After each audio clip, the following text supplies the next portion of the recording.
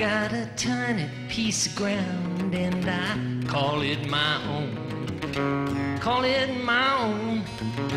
Call it my own. I got a tiny piece of ground and I call it my own.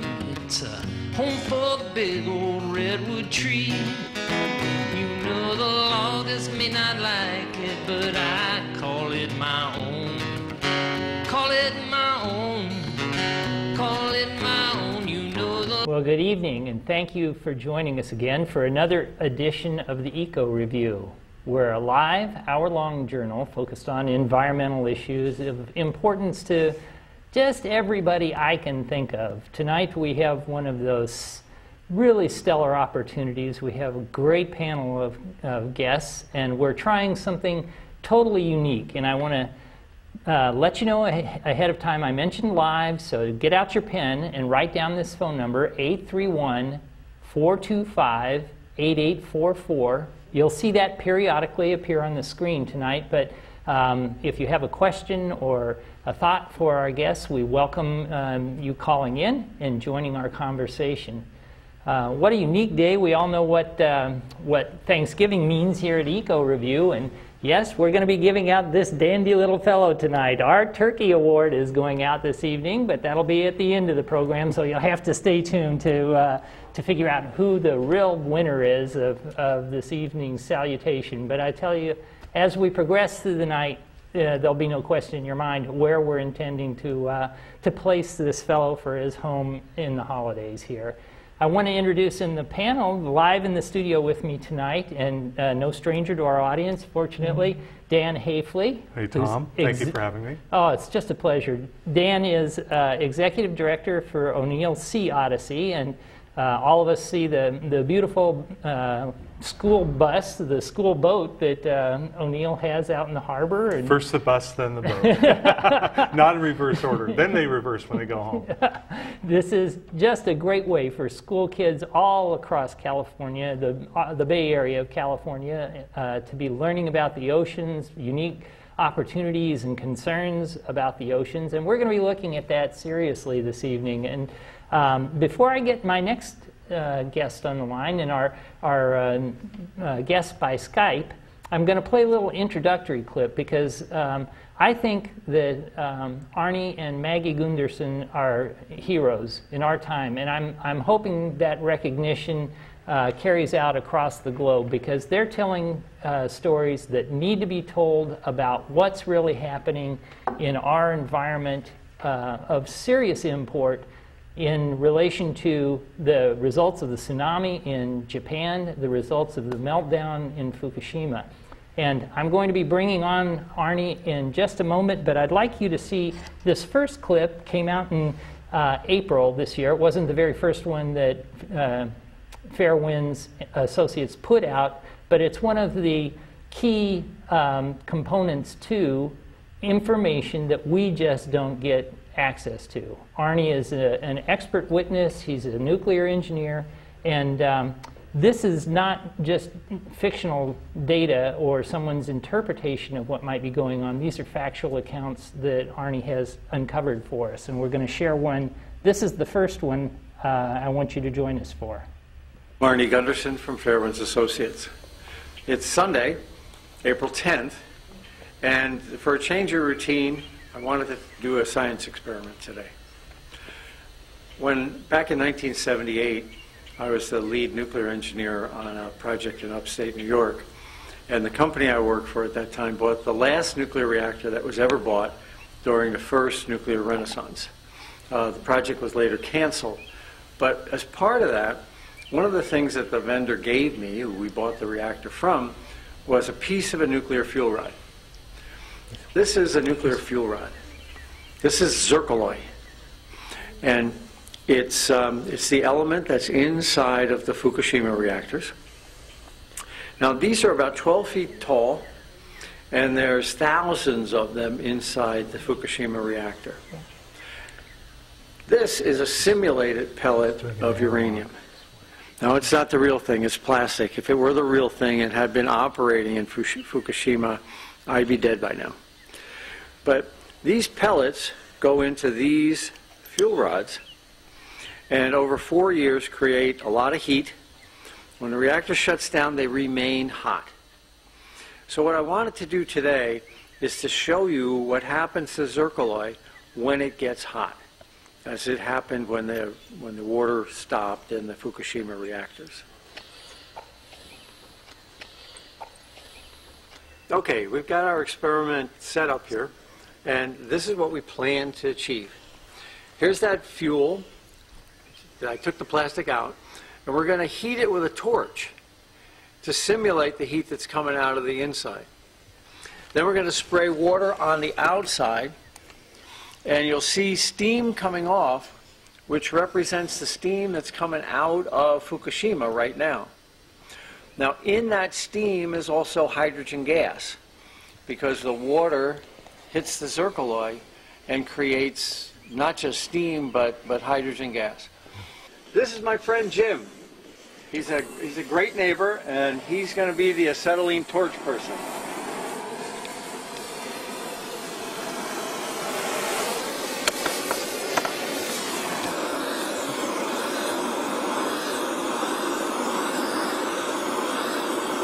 Okay, the zircaloy is cherry red, and now I'm going to spray it with water as if it were getting some water in the bottom of the reactor.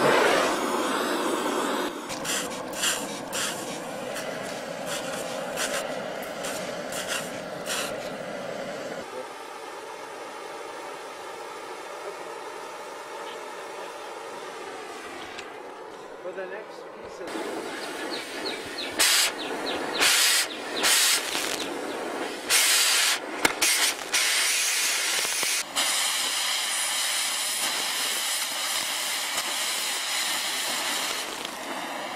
what we just did was we oxidized the zirconium. You can see it's a different color now.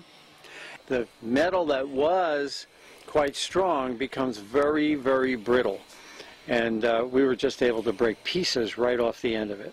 Well, inside the nuclear reactor, it ran at that temperature for 7 to 12 hours.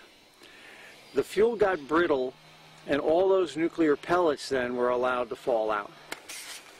We just created what went on inside the Fukushima reactor. Those rods glowed that hot for 12 hours or more. Now what happens is we've created an oxide. This is zirc oxide now, and it's very, very brittle. I think you could see these sharp edges. So the fuel that was inside is now free to fall out and onto the bed of the nuclear reactor and begin to melt through, as is happening right now in Unit 2 at least, and perhaps Unit 3 as well. Well, thank you for watching. Arnie Gundersen, Fairwinds, and we'll do another video in a couple days. Thank you very much. Awesome stuff. That was incredible, Arnie. I mean, this was an incredible tragedy. 13,000 people lost their lives in this March 11th tsunami. And one of the questions and one of the things I've written about has been a debris field that is now heading across the Pacific Ocean as a result of this tsunami. What do you think the impact of the Fukushima radiation would have on this debris field as it moves across the Pacific?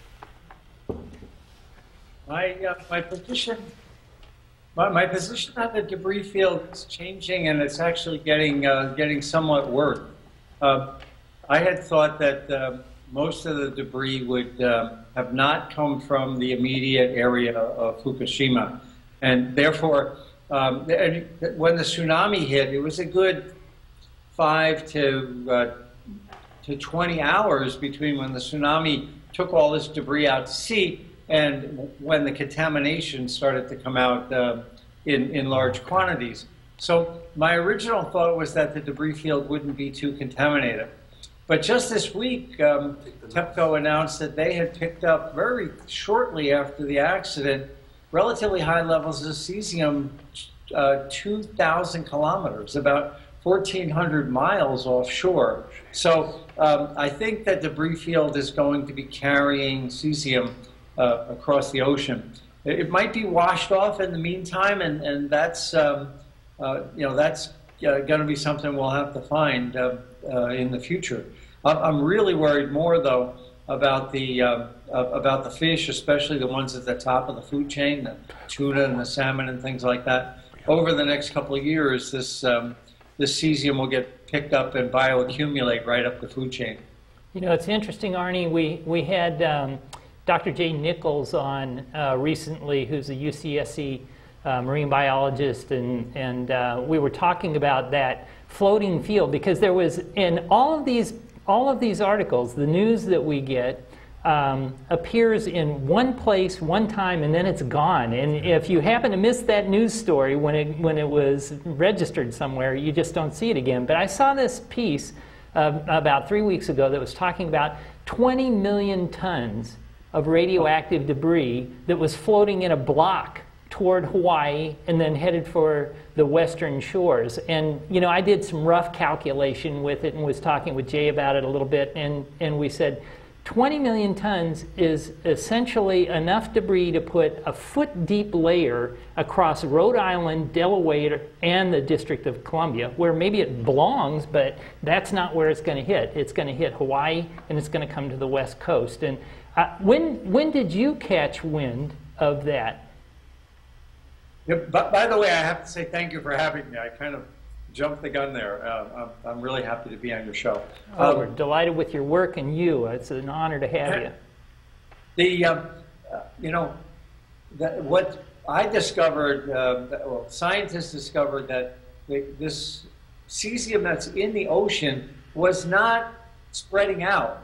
You know, the theory had been that the cesium would dilute pretty much uniformly, almost as if you dropped, you know, some dye into a bottle. Over time, it would completely be uniform.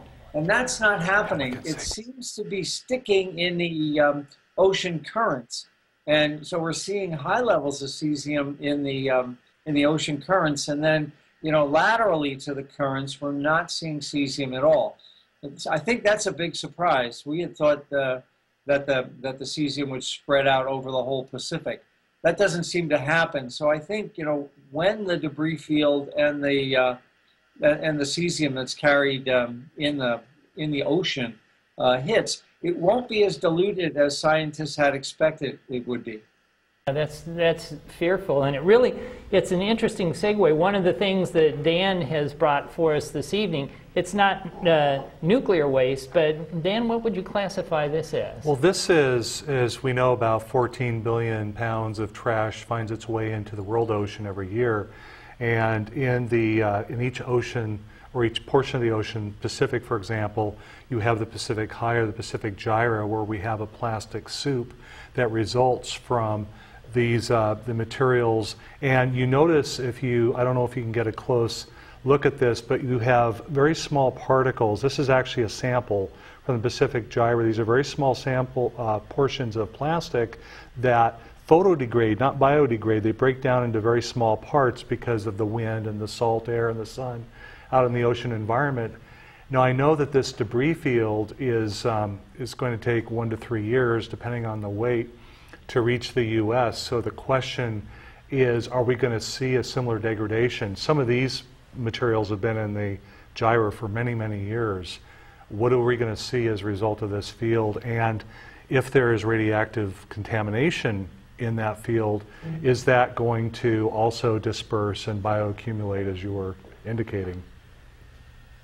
Yeah, I don't know if you've been following that the gyres that are all over the globe at this point, Arnie, but it's kind of like the Dead Seas. You know, we have 500 of those accumulate around the planet now. Isn't that right, Dan? Or that equivalent of the Gulf, but replicated all over the planet right now. And what would be, so as you were talking about earlier, and I want you to maybe explain, how does the cesium get up into the atmosphere? How does it get out, and how far does it travel before it falls in the ocean? What is that path, and what is the impact of that call? Is there something for that process?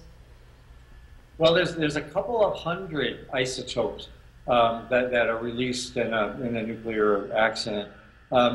Some are relatively short half-life, like iodine has an 8-day half-life, so in 80 days it's got 10 half-lives. We talk about cesium as if it's the only thing, but in fact, there's several kinds of cesium, 134, 137, and there's also strontium and other isotopes as well. But what happens is, if you remember back in that clip you started the show with, they are in that gap between that little tiny pellet and the rod that fits over it, gases build up. And when that rod shatters or when it becomes brittle, almost immediately all of the radioactive gases are released. Those are things like xenon and krypton. They're noble gases and they don't react. 100% of those gases were released and over the first couple days of the accident. And then what you're left with is the cesium and other isotopes. Now what happens with the cesium is that theory was, and TEPCO is still not admitting the severity of the problem with cesium in my mind. The cesium goes into the suppression pool at the bottom of the reactor, but that only holds the cesium and traps the cesium as long as it's below boiling. But we know at Fukushima the water boiled for days. So all of that cesium that was in that suppression pool can get revolatilized, and the containment was cracked, so it went out, it went airborne. Not just in the explosions, not just in the Unit 1 and Unit 3 explosions, but over a period of weeks, those containments were leaking and the cesium was not being trapped in the suppression pool, a thing called a decontamination factor, DF. The Japanese are assuming 99% of the cesium was left behind and only 1% got released. But in reality, what's happened is, as long as that water was boiling, which was for the first couple days after that accident, all of that cesium was volatile. So it goes up and stays probably in the first 7 kilometers, 5 miles of the Earth's atmosphere. It traveled inland, we all know that, and about now, the numbers today show that 10% of Japan is contaminated. And it's important to remember that the wind largely was blowing out to sea. This accident would have been much worse if the wind had been blowing toward the land as opposed to being an off-sea breeze. So a lot of it now is in the ocean, and an enormous amount is in the mountains. What we're seeing now is the cesium is showing up in places where the plume didn't reach because it's running down the rivers from the mountains and showing up in bays that in fact had never seen the airborne cesium to begin with. So it's still spreading. It hasn't stopped yet. Well, has the meltdown itself actually stopped? Because I think most people are under the impression, like, with the Gulf, BP said, oh, it's cleanup, it's time to clean up now, and everybody's like, oh, great, it's business as usual. But we all know that isn't the case, and just recently when the storms went through, all the big tar balls were washing up out of the sand that they had tried to bury it in, and that hasn't ended at all. So what is the current status with the reactors as you understand it? Yeah, when you turn a nuclear reactor off, you don't turn it off. The control rods drop in, and in 2 or 3 seconds, 95% of the power disappears, but then you still have 5%. And I've explained that as this is a uranium atom. 95% of the heat is liberated when they split, but 5% remains in these fission products. Now we're less than 1%, and actually we're less than 0.1%. But that's still thousands and thousands of horsepower of heat is in this molten blob at the bottom of the reactor. The reactor has failed. We're sure of that. And the molten blob has drizzled out almost like a soft ice cream onto the floor of the containment. Now, I think it's spread out pretty uniformly on the floor, and there's a large amount of water above it. So I don't think the nuclear core has melted down through the concrete. I hope not. There is a gentleman in Japan who's been saying that he expects violent explosions and things like that as this core hits the water table. I don't think that's happening because it drizzled out like an ice cream and then spread out like a pancake on the bottom. There's plenty of surface area to cool it. But it's still, as you said, it's still creating heat. Those units are still steaming. So what the Japanese are doing is they put a tent around Unit 1, not to hide the steam, but to capture the steam and send it up the stack. And over the next 6 months, they're going to put a tent around Unit 3 and Unit 4 as well. Again, they're going to try to capture it and send it up the stack where it has a better dispersal, gets to spread out, and it isn't so local. I hope I answered that. Yeah, absolutely. And one thing I wanted to ask you before we get too far along in this, and our audience, I think our viewers are the type of people that totally appreciate and understand what it's taking for you to get this kind of information out, and that you're an expert witness. You're not necessarily advocating for any specific position around nuclear energy, but tell us really briefly your credentials, Arnie, and why is what you have to say about nuclear power relevant and substantial? Well, I have a bachelor's and master's in nuclear from Rensselaer. I was first in my class and first in the nuclear department, 20th out of the whole school. And I had an Atomic Energy Commission scholarship. I got my reactor operator's license on the research reactor there. Then I worked my way up from a cub engineer all the way up to a senior vice president in the nuclear industry for a licensee. I was on the radiation safety committees. I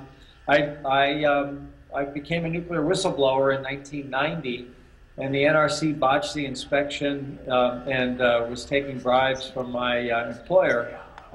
That finally got identified in congressional hearings with John Glenn in 1993. And the chairman of the NRC at the time said, Mr. Gundersen's done quite a service for the United States of America. It felt good, but it's still, I was still labeled in the industry as a whistleblower. And then, yeah, like that's a bad thing, right? It's bad to tell the truth. I had a very famous attorney tell us, Arnie, in this business, you're either for us or against us, and you just crossed the line. And that's how it's been since then. And I continue to do expert reports 3 Mile Island and St. Lucie and Indian Point and the AP1000 reactor. And I've also been the one who identified the tritium leaks here in Vermont. So it's been a 39-year odyssey. You know, I've got to say one of your favorite quotes, and I know Dan has a question for you, but one of the favorite things I read from you was sandbags and nuclear power plants don't belong in the same sentence. Absolutely. And actually, that's probably a very good segue. But Arnie, my question for you is sort of following up on what I was asking about before when it comes to dispersal of this contamination, what there may be of it. You indicated some is going into the atmosphere and a piece of this is going into the ocean and parts are going into the debris field and the rest is spreading out over land.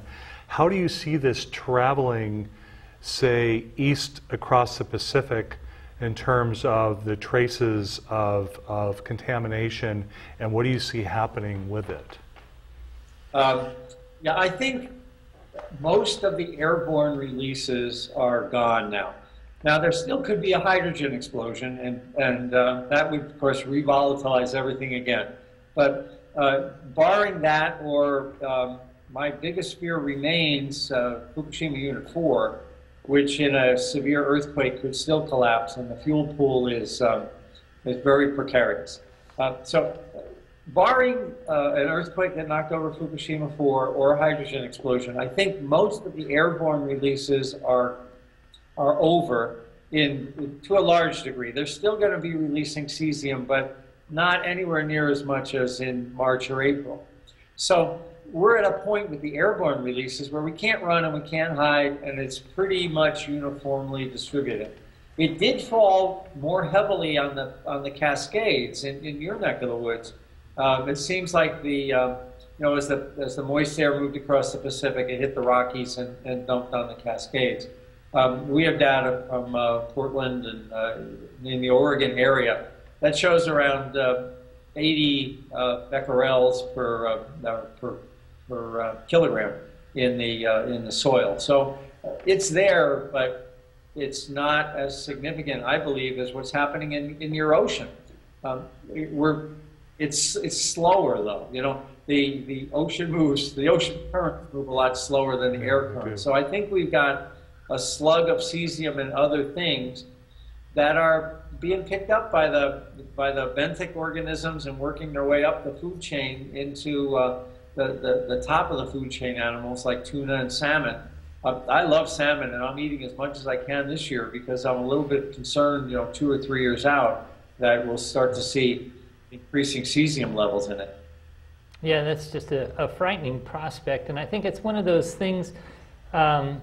David Bloom and Jay Nichols were on the last program, our viewers would recall, and one of the things we were talking about is what is happening to our food security here, because you take out, let's say the Gulf provides what, maybe a tenth or a third of our seafood? About a third of our seafood. It's one of the most productive areas around the United States, and certainly competitive in the rest of the world in terms of different seafoods, absolutely. And then you multiply that impact, and in that China Sea and the Sea of Japan and stuff, you've got some pretty tight competition for food resources there. Yeah, you have a lot, yes. I wonder what the implications are for those nations and peoples that are dependent on that immediate sea life area. And Arnie, do you have any data that would talk about when it would be before we'd see, wow, don't eat that seafood because people are actually coming down with something because of that, or the seafoods, how long would the sea life live? I wonder if we would even know that.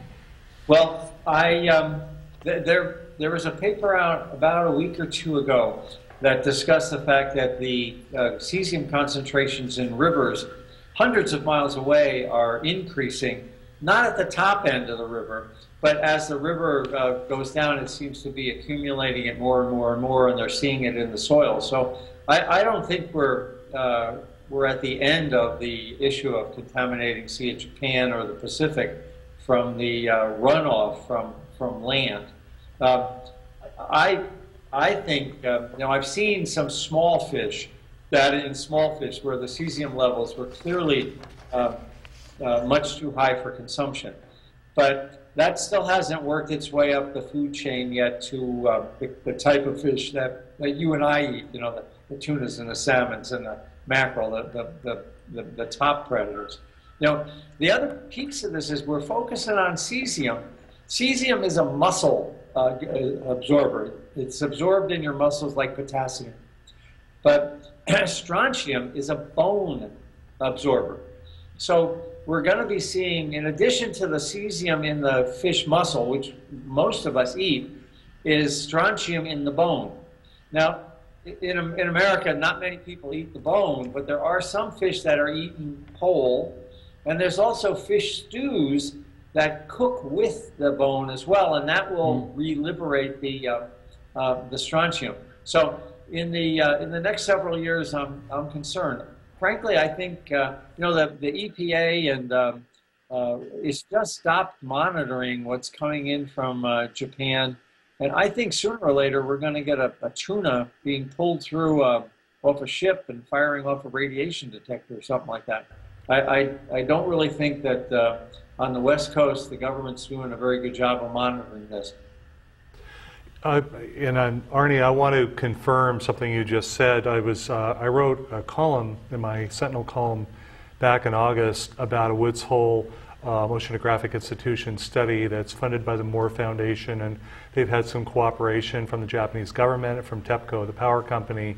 And in their announcement of the study, they basically indicate the same thesis that you have, and I'll read here from this, that the Woods Hole Oceanographic Institution announcement of the study says that while elevated levels of radiation in ocean waters could present little direct impact for human exposure, long-lived isotopes can accumulate in the ocean food web, as you indicated, and bioaccumulate, and, quote, emit a persistent low dose, unquote, in the marine environment. A persistent low dose, but over time, this could pose a threat within the marine food web as things bioaccumulate as they move up. So that is entirely possible. Not to be alarmist about this, but I have not seen any of the data that Woods Hole. They began this study soon after the accident, or the tsunami. The accident occurred back in March, and I'll be very curious to see what these results are. They've been doing transects off the coast of Japan for quite a while now. I thought. I think you're right about the low dose issue for those people on our side of the Pacific, Australia, and quite likely Hawaii. I think, and so that becomes a public health issue, where a little bit of exposure spread out over millions of people has a carcinogenic effect. But it's hard to say who got that cancer from the cesium from Fukushima. But on the other coast, within 200 miles of Fukushima, up or down the coast, I'd suggest not to eat anything, not because of a low dose, but because of the likelihood of a significant dose from a fish. Yeah, I was just talking to a good friend today, and they mentioned that their daughter had been selected to do a sister city swap in the coming year, and that she was going to be going to Tokyo as part of this sister city swap. And I said, wow, are you going to allow her to do that? When does travel and tourism and stuff like that look really ill-advised to you? I mean, with regard to Japan, would you send your kid? We have questions like that on the website, and frankly, there's so many personal issues that play into it that I really don't give advice about. Should I move? Or I've had people call and say, should I get pregnant? It's like I really try not to answer that. Totally respect that. Okay. So many personal variables involved. Yeah. Well, it's interesting. One of another issue, of course, is just the issue of information. And one of the things that stunned me back when Deepwater Horizon first erupted and that catastrophe was going on is that BP could declare a no-fly zone in the Gulf. And a corporation could declare a no-fly zone. And now with Fukushima, what kind of challenge is it for you to get information from the source? Because it seemed like for the first couple of months, there was nothing coming out of there about what was really going on. Well, that's a great question. The releases from BP. I mean, originally they were talking about 1,000 barrels a day, and then it went up. That's called the source term. If it was a nuclear plant, it's the source term. And I saw it at 3 Mile Island, where the nuclear industry and the NRC deliberately downplayed the source term. It happened with the BP well. There were people who were saying, this is really leaking worse than you're hearing. And so the source term on BP. And when Fukushima came out, I really vowed I was not going to let that happen. And I was on CNN the very first week saying, this is as bad as Chernobyl. And and at the same time, Secretary Chu was saying, American Secretary of Energy, Chu was saying, no, it's as bad as 3 Mile Island. That, the TEPCO and the Japanese suppressed that information for 5 weeks. And unfortunately, what they had to do was, women that should have been, pregnant women that should have been evacuated, or young children that should have been evacuated, didn't, if they relied on the Japanese government. I think, though, the difference between the 3 Mile Island and Chernobyl and Fukushima is that we have the internet now. And we've had close to 7 million visitors on our website, plus people that download it to YouTube. So that there's other ways for the information to get out. And people are reacting and moving because of what they're hearing from experts like me, as opposed to relying on Tokyo Electric. Yeah, I'm always puzzled by what it takes for the public to say, hey, we want to know. You know, I know most of us are so busy and caught up, and we've got our own things going on, but good grief, I mean, these things impact everybody. And if we don't collectively express our right to know about them, you know, the fault's bad on us if we're not asking for the answers. But we're asking. I know a lot of people have been asking for answers on this, and where do you even go? You know, I had Dan Hirsch. I had the good fortune of having Dan Hirsch from UCSC on in April, and he, at the end of the program, I said to him, okay, Dan, so what's the next step? What's the positive action to take away from this talk tonight? And Dan said, there is none. Everybody's being paid by NRC. There isn't a politician that will stand up really against NRC. And golly, as we, the residents and the people that are going to be affected by this stuff for generations, it seems like we would have the auspices and the authority to say, keep us informed. We should at least be informed. You know, when I was on March 11th, the day of the accident, 11 o'clock in the morning, I was talking to Maggie and I said, I can't do business today. I got to watch this accident. I said, they are going to have a meltdown. And the reason was that there was an emergency call out on the internet for batteries. And when I heard that they were running out of batteries, I knew they were toast. And yet here's the chairman of the NRC was saying for weeks that, well, we really don't know yet. We need to evaluate it more. But the data within the first 6, 7, 8 hours of the accident told me that there was a meltdown in progress and significant fuel damage in 3 different reactors. So people know this, but very few people share this. And I think, again, and I said it on our website, the difference this time is that we can all talk on the internet and we don't have to rely on those official channels. Yeah, that's still, for now, the internet's open for us. I'm with a quandary where time is ticking by here. There's 2 clips I'd really like to show, Arnie, and one of them is the data gathering process, because I think that's pretty unique. Yep.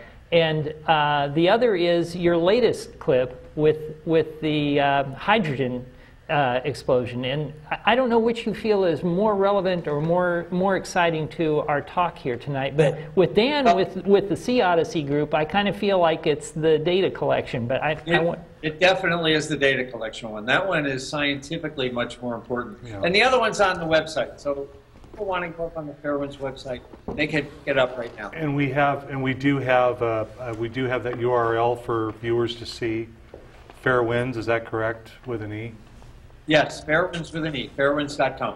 Okay, so if people want to get the updated information that you have to get out to them, this way of sharing information, they can log on to your website and get that information from you. Right. Okay. So anyway, I just want to say from my perspective, writing about this, and we were actually at the receiving end of the tsunami. We operated out of the Santa Cruz Harbor, and 10 hours, 500 miles an hour later, we received the tsunami in the Santa Cruz Harbor, and on the west coast, several other harbors suffered great damage. So, but this is nothing compared to what is happening in Japan. So I want to thank you again for bringing us this information. Hi, I'm Arnie Gundersen from Fairwinds. Little change of venue today. There's been some reports in the press about a hydrogen buildup inside the containment at Fukushima, and along with that hydrogen gas, there's a discussion that there's some radioactive isotopes that are in the containment that could only be caused by a fission. Well, I thought I'd simulate today what a hydrogen buildup inside a containment looks like. Now, we're going to use this bottle as a containment, and I'm going to generate hydrogen gas in this little flask. Those nails are coated with zinc, and I'll add some acid to the zinc, and we'll create hydrogen gas out this hose.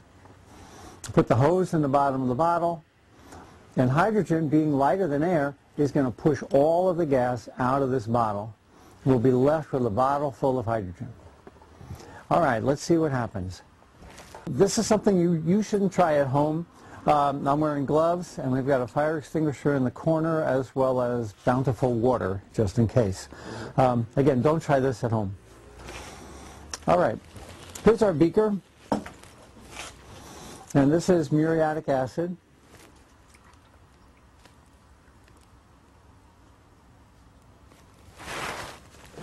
And those bubbles are hydrogen gas bubbles.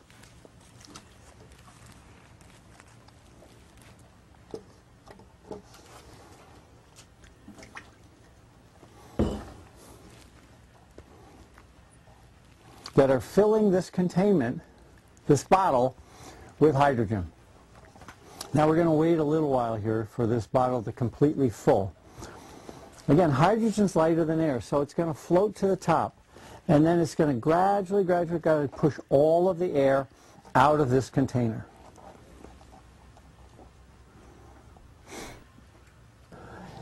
Now we've waited about 4 or 5 minutes, and this bottle should be filled with hydrogen gas. All those bubbles ran out that hose and filled this bottle with hydrogen gas. All right, I'm going to take the hose out and set the acid aside, because the next part of this lab is inside the bottle. All right, now hydrogen gas is lighter than air. So we put it in the bottom, but there's no place for it to go at the top, so it's going to stay in there. It's not going to leak out. Well, now I've put a little hole in the top of this bottle, and I'm going to light it with a match.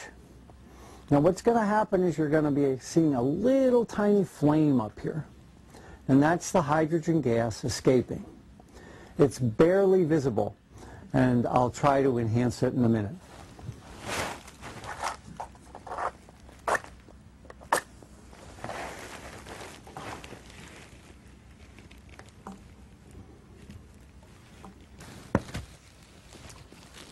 Now there's a little flame at the top of this. It's made of hydrogen gas, pure hydrogen gas. You can see I just lit this. You notice the bottle is not burning. It's just the very tippy top of this. That's hydrogen mixing with the oxygen in air, forming that flame at the very top of this bottle. Now,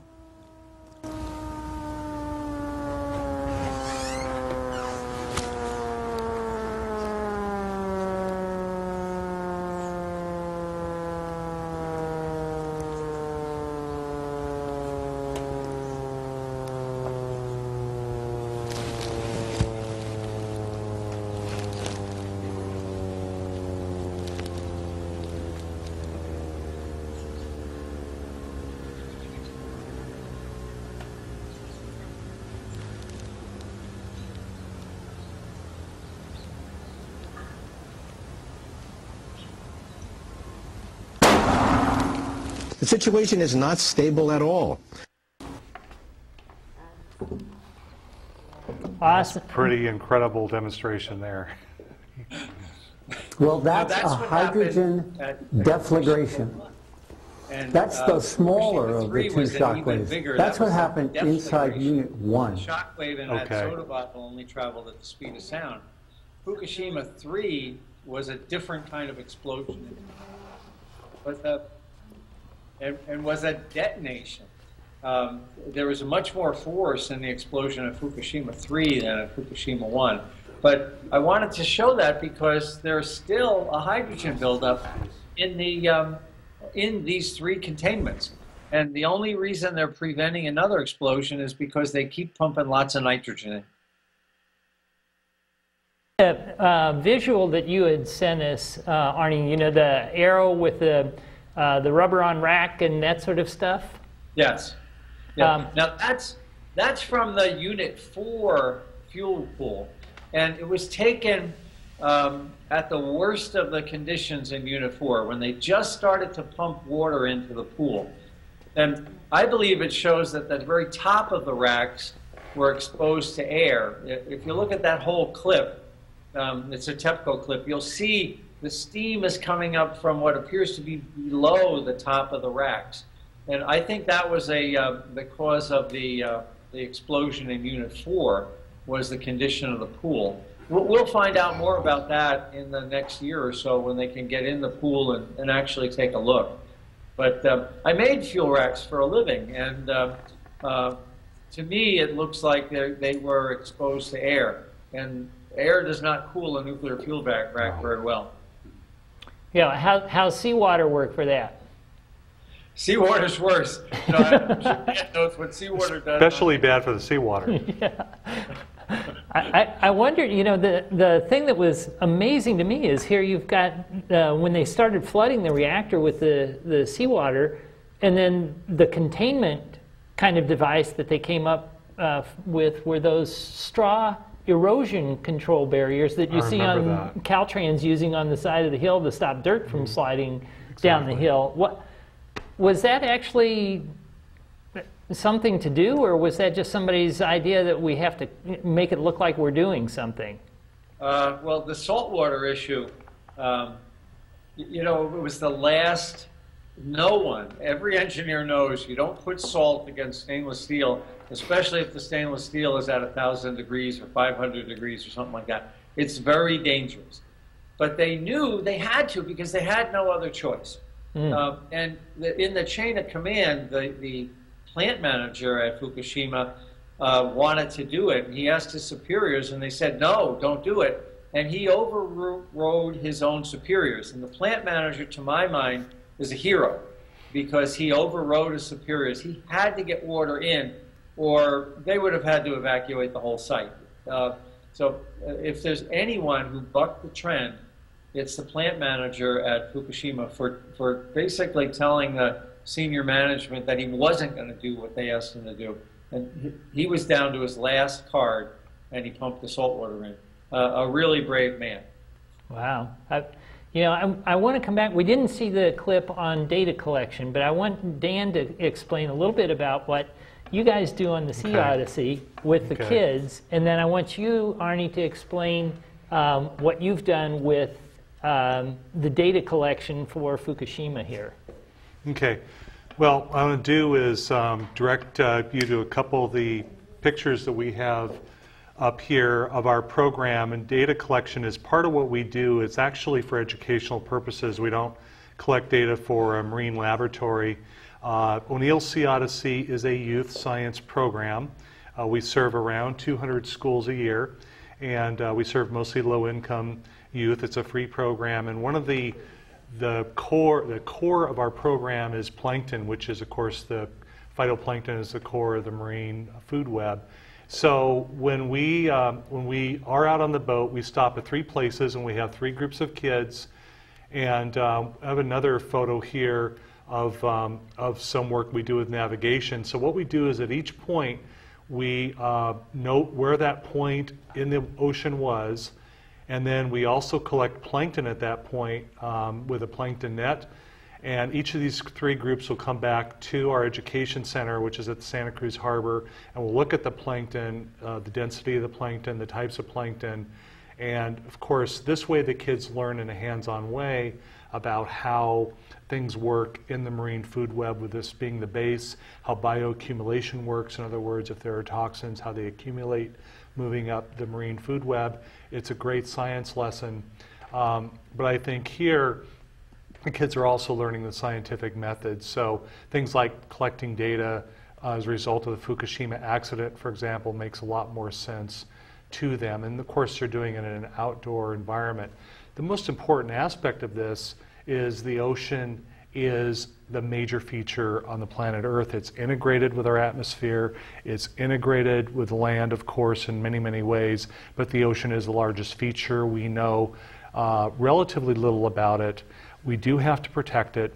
So to engender the next generation of stewards, we have to teach kids about the ocean and how it operates. So our program is the core of doing that. We begin with that, and then the schools that use our program will use curriculum based on our program to integrate the ocean into the science lessons that the kids have. It's the world's largest science classroom. It's the world's largest science laboratory. And the ocean is vast. It's a major economic feature on our planet too. It's how things move back and forth. We get a lot of seafood out of it, as we were discussing before. It produces half of the world's oxygen. It comes from phytoplankton in the ocean. So we do have to take care of it. And when little things like this happen, there is an impact. So the way we start is through teaching the kids about how the ocean operates and how we as individuals have an impact on it. Yeah, it's such a fantastic program, and I hope we get you out here to Santa Cruz at some point, Arnie, and you and Maggie can come out and take a look at the lab. We have a caller on the line, and I would like to get a question in from our caller, so bear with us for a moment, Arnie, and let's see how we can relay that. Hello, caller, can you hear us? Yes, can you hear me? Yes. Do you have a question or a comment? I actually have 2 questions. Oh, fire away. I have one for Dan, which is, I wish I could go. Your program sounds absolutely phenomenal. I wonder the age bracket of children you take out, but really important for me is there anything like your program anywhere on the East Coast? I have a nephew who I would just love to get out there, or do I have to fly him to California? And then I have a question for Arnie, which is, I live in the high desert. I don't live by Santa Cruz. I don't live on the coast. I don't eat fish. I am very concerned about Fukushima, of course. We all should be. But do you have any worries about airborne in the United States, in Canada, in other countries, contamination? And B, I thought that cesium really wasn't too troublesome, but I guess I'm wrong on that. And I thought it went away very quickly, dissipated. And I'm thinking maybe I'm wrong on that. And besides fish, is there much concern? I know you said that in Japan they're finding higher levels in the rivers, where the rivers are running. But what about in our country or in other countries? Is much of this a concern from airborne contamination? And I'll listen on the internet. Thank you so much Thank you so much for the call. So we have a little bit of time here left, Arnie. We have 2 questions. Dan? For the age bracket is 4th through 6th grade, and depending on what part of the East Coast you're on, there are similar programs to ours. So how would you find those? Well, best thing that she can do is email me. Just go on o'neillseaodyssey.org, go to the contact section about the program and find my email, and I'll help you locate those. Oh, awesome. Great. Arnie, are you still on? Yeah, I'm still here. Great. And did you hear the question? How do we track the spread of this? And if you don't eat seafood, how are you liable to be impacted by it? Well, I don't know where that listener was from, but I think she said the East Coast. But no, I don't believe there's a problem with East Coast fishing. We've seen particles of radiation in people's gardens. Marco Kaltofen, the guy who does all the analysis for us, actually dug up his garden and found cesium clearly from Fukushima, and he lives in Boston. But it's low level and it's spread out up and down the coast. And I guess we're all in this together. We can't run and we can't hide. That doesn't hold the Cascades. I think if you're on the West Coast in the Cascades, you need to demand more of your, Oregon and Washington State and California, of your local officials or of the federal government to look into what's in the fish. Not just the saltwater fish from the salt that's coming over through the ocean, but also what's rained out on the land and is now, in the local rivers. So I guess I had 2 answers. It isn't just the fish. One of the first reports we saw back in late April was from UC Davis scientists, and they were talking about picking up radiation particulate levels in the Hetch Hetchy Reservoir. And that's the drinking water reservoir for San Francisco. So to say that our drinking water is exposed to radiation levels that were unsafe, and then they said, well, you know what? In disasters, we're going to have a little higher level of unsafe. So the EPA's answer was, let's move the number up so it doesn't look so bad. But I mean, holy crow, is that the best we can do to protect ourselves? No, it's not. You know, we also saw the hot particles in Seattle back in April, and you know, finally I've been exonerated because we took a lot of flack on that. But you know, Marco Kaltofen's paper to the American Public Health Association actually talks about his monitoring equipment in Seattle did pick up the hot particles. So it was a wave of significant radiation hit the West Coast and sort of settled in on the Cascades. We are down to like 3 minutes, and I just wanted to share this with our viewers. We promised we would hand out our special Thanksgiving Turkey Award. This goes every year to our eco-disaster people, and I think it's fair to say TEPCO has stepped right up to claim this trophy piece, and I'd be happy to hand deliver to any company representative that wants to come over somewhere where the radiation isn't probably so bad. So it's a good opportunity for them to get away. I want to ask if there's any quick parting thought that you have, and thank you so much. You and Maggie and Fair Winds Associates are just awesome. I really respect your work, and thank you so much for being on. Well, thanks. Parting thoughts is, well, first, thank you for having me, and thanks for all the people that have watched the Fairwind site. I really, that's been heartening. We don't take any salaries out of this, but it's been heartening to get the emails, so thank you. Parting thought is we need to be vigilant, and I would not trust the Nuclear Regulatory Commission to take that role away from us. Excellent. Dan, how about you?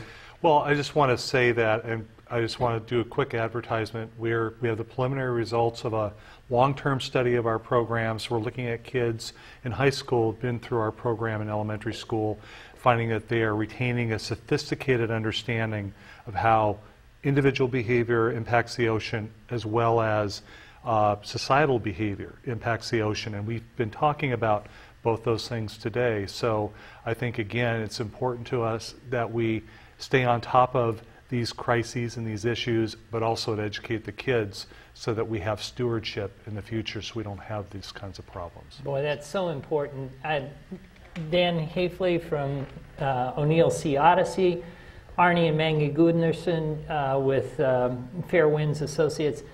Heroes to me, and you know, continue your good work. We need those voices in the darkness. And tell your friends. You can watch this Tuesday, Thursday night, 6 and 10 p.m. You can see it on the internet. This is important. Please pass it on. Don't let this info die. And we'll catch you on our next live show. Arnie?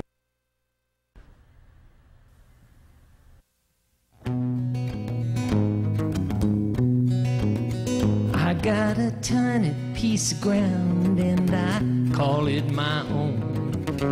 Call it my own, call it my own. I got a tiny piece of ground and I call it my own. It's a home for a big old redwood tree. You know the loggers may not like it, but I call it my own.